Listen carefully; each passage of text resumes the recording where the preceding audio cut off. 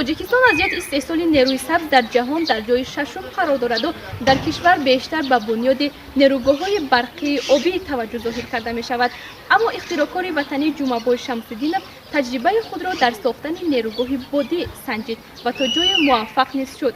ҳоло интизори сармоягузор аст то идеяи худро дар коғазневу дар амал бубинад.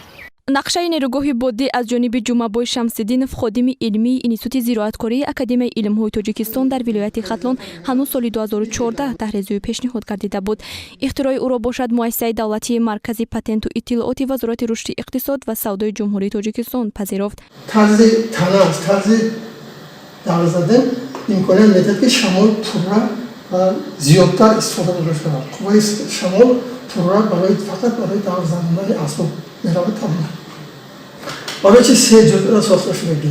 барои ки вақте ки шамол аз як тараф мевазад ва вақте бармегардад ба кӯҳ ёки ба ягон маъмуният дучор шуда қафо мегардад ва самти ҳаракати дига мекунад. аз боло ба пас ё аз пас ба боло меравад.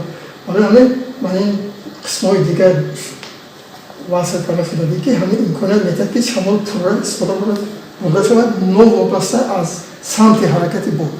қувваи тавлидкунандаи ин нерӯгоҳ аз вазиши бод ва сурати ҳаракати он дар маҳаллу фасли сол вобаста аст. яъне бо сурати вазидани шамол метавонад имкон фароҳам созад то ин қабил нерӯгоҳҳои бодӣ истеҳсоли қувваи барқро бештар гардонанд.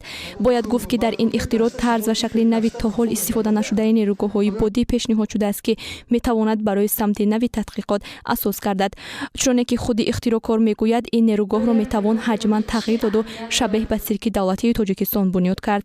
ҳамин вақта ин танаи ҳамин ва электрисития метавонад ва шамола қабул кунад.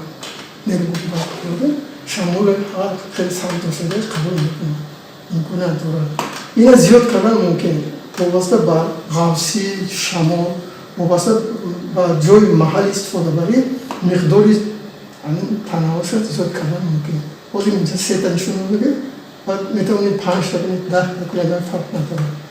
ҳарчанд ҷумъабой шамсиддинов нақшаи нерӯгоҳи бодии худро 6 сол пеш кашид, аммо то ҳол нақшаи таҳризӣ кардаи ӯ рӯи коғаз боқӣ мондааст, зеро ба иддаои вай барои сохтани ин нерӯгоҳ сармоягузор лозим асту маблағ ки худи ӯ надорад.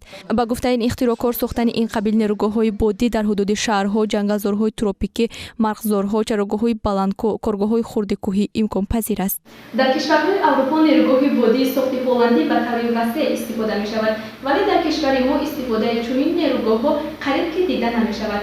аммо ин ихтироъкор бар он назар аст ки дар сурати барои мондани истифодаи нерӯгоҳҳои бодӣ тоҷикистон на танҳо кишвари пешрафтаи тавлидкунандаи нерӯи барқ, ҳатто интиқолкунандаи технологияи истеҳсоли барқи бодӣ ба кишварҳои дур хоҳад шуд.